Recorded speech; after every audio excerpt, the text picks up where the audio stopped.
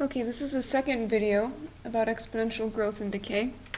Now, before we go over exponential growth and decay, let's just review how to change percents to decimal values. If I give you 25%, right, percent means divide by 100, so I have 25 divided by 100, which is, of course, 0.25. Right, we're going to go from percents to decimals. If I give you 30%, right, that's 30 over 100, which is actually 0.3, or 0.30 if you really want to. Now, by contrast, if I had 3%, 3 divided by 100 gives us 0.03. Now, if I want to go the other way, let's say I had,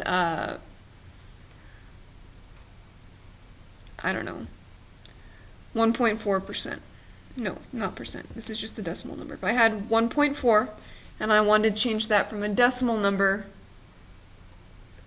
to a percent, think about how when we're going this way, think about how your decimals moved. Here my decimal moved 2 places to the left. Here, from going the other direction, I'm going to have to move 2 places to the right. So this is going to end up being 140%. If I gave you the number 1, number 1 as a decimal represents what percentage? That represents 100%. The number 12, what does that represent as a percent? Well, if 1 is 100, then 2 is 200, and 12, just all the way on up, 1200. So just be careful when you're changing percents to decimals that you actually know what you're doing in terms of where your decimals move, because we sometimes forget to put zeros where they're supposed to go or forget to change it altogether. Alright, so we have that in the back of our mind. Now, the basic formula for an exponential growth or decay function is the following. A of t equals a times b to the power t. Now, we're going to label these different portions of the equation. This quantity is sort of like an f of x type thing, right? We're not multiplying it by x. It's just the symbol collectively that we use to represent the final, or not the final necessarily, but the amount of the quantity of whatever it is we're measuring at time t.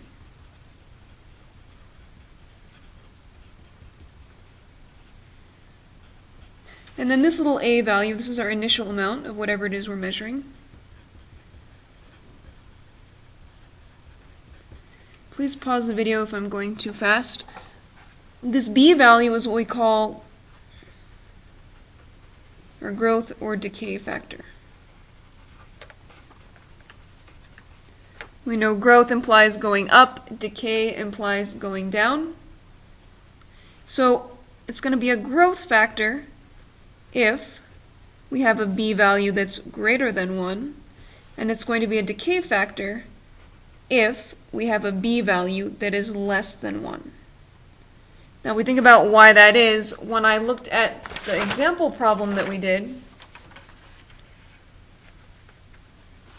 here we had this equation 400 times 0.85 times to the power t, so this 0.85 was our growth or decay factor, and we noticed when we looked at the values in our table, they were going down, right? Multiplying by something that is less than 1 implies that your values will be going down as your numbers increase, as the number of time periods has increased.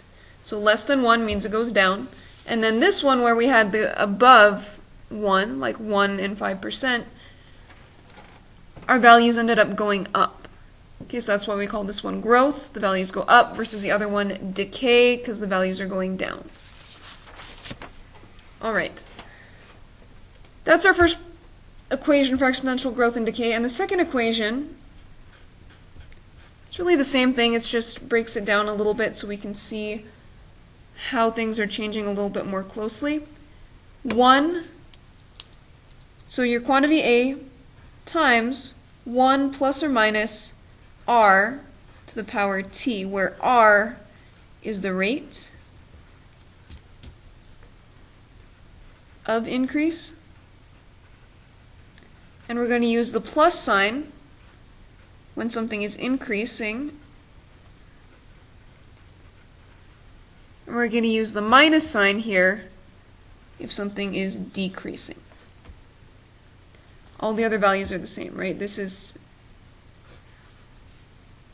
these values t, these are the time that has passed.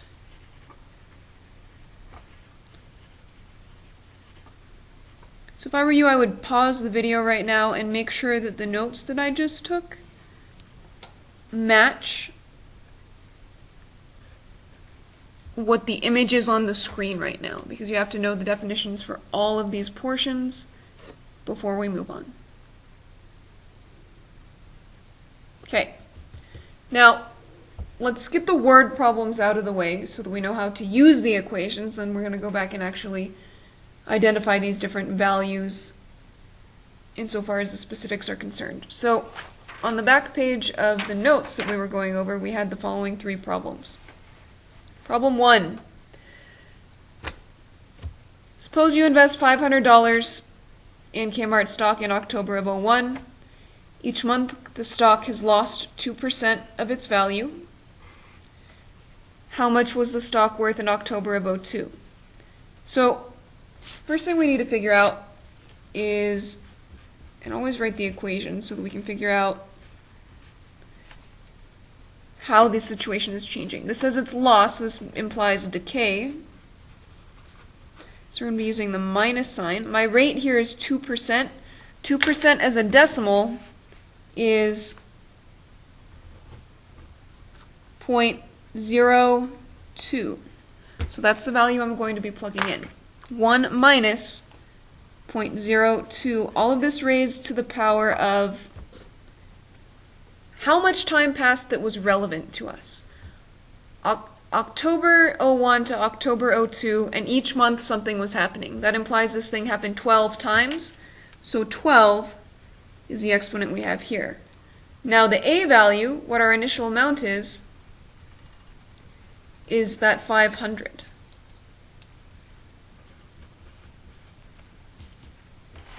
Now, I'm going to just get the answer first, and then we're going to dissect this a little bit. As I type this in the calculator, as I type this in the calculator, 500, make sure you know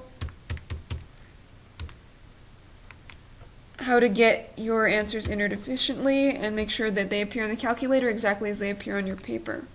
So when we round this to dollars and change, we find that the amount, really, this should be the amount after 12 months, is equal to 392.36. Okay, that is the value of the stock. Now, let's take this equation and digest it a little bit.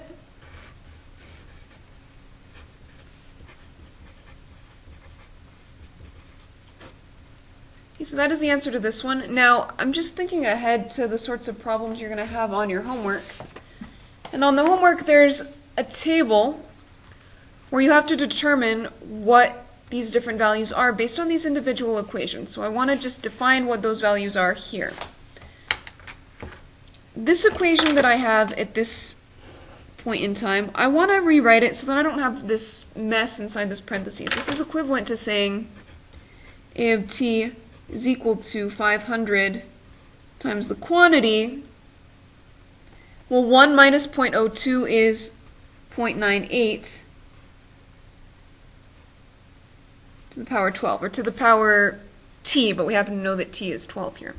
Now, our initial value, just thinking about the items that are the labels for the columns on the homework, initial value is going to be that $500. Our decay factor is 0.98, because that is what we are actually multiplying by when I have a times b to the power t here. That is our decay factor. But then the percent of decrease, or the percent decrease on this, is 2%. You see how those are related? Percent decrease comes from this format. The decay factor comes from the numerical value you get when you simplify that which is in parentheses at this stage. Okay, problem 2. If I were to solve problem 2, it would be very similar to problem 1, so I'm actually going to skip it. Keep in mind that when you put this in, 0.075 is going to be the decimal value for that percent. Let's go on to number 3, because this is honestly the same deal as this one. It's just, since the value is increasing, you're going to be using a plus sign. Okay, on problem number 3, it says medical costs are going up. In 20 years, a particular medical procedure will cost $34,000. If the procedure is increasing in cost by 10% per year, determine the cost for the procedure this year. Alright, so this is asking us to use a little bit of backwards logic. When I write out the equation, and then try and plug values in so that I can determine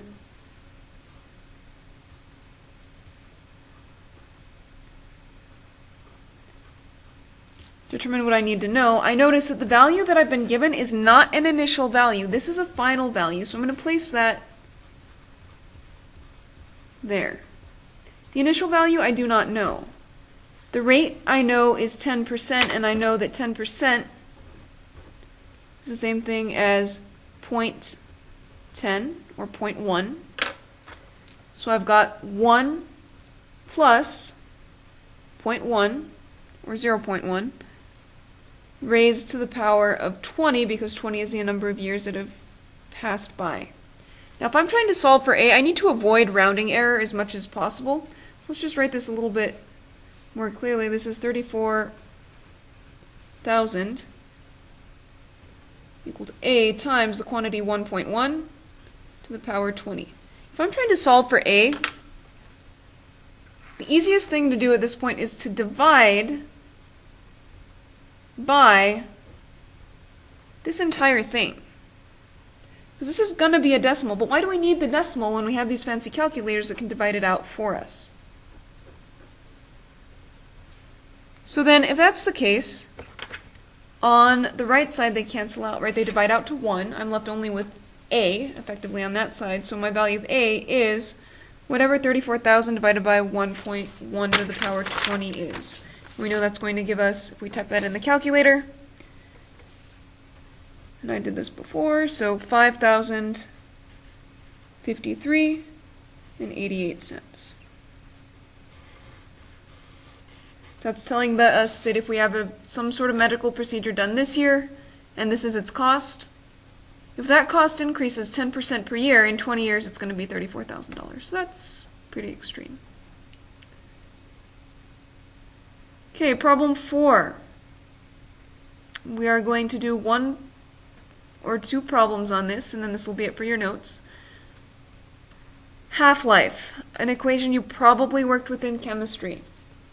This is very similar to those equations we dealt with before, and again, this value out front is always going to be your initial value.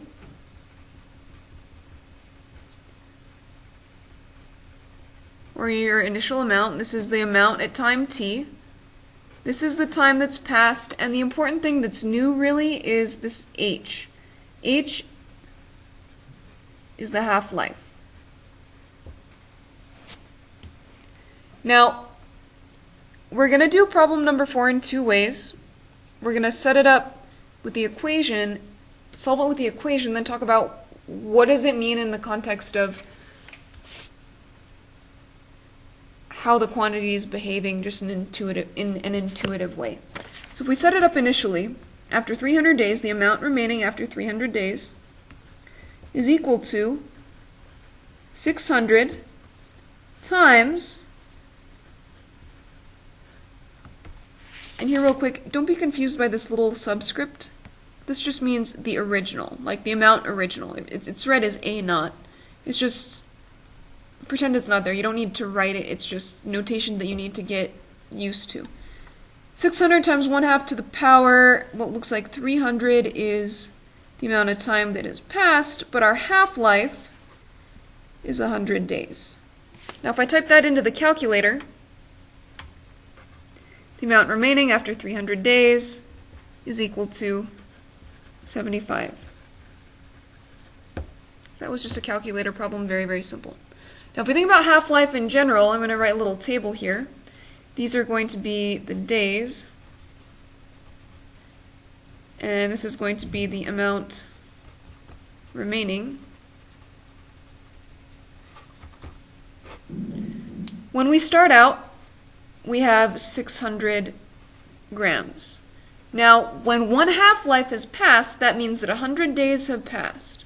So let's just trace this down with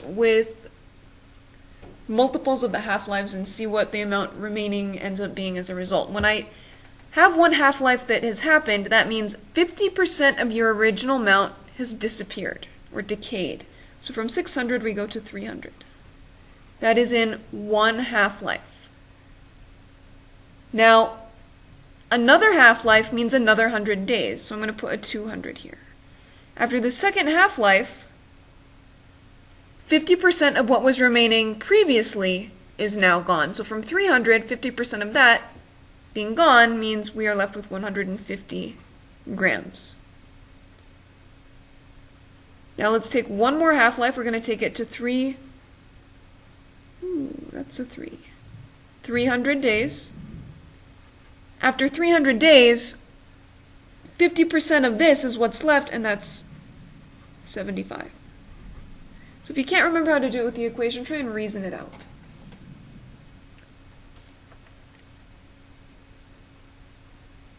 Problem 5. I'm going to start by setting up the equation. Read the text, figure out what the different quantities represent in the context of the equation that's been given for this particular problem. And I'm going to do this last one in a video that I'm going to put up right after this.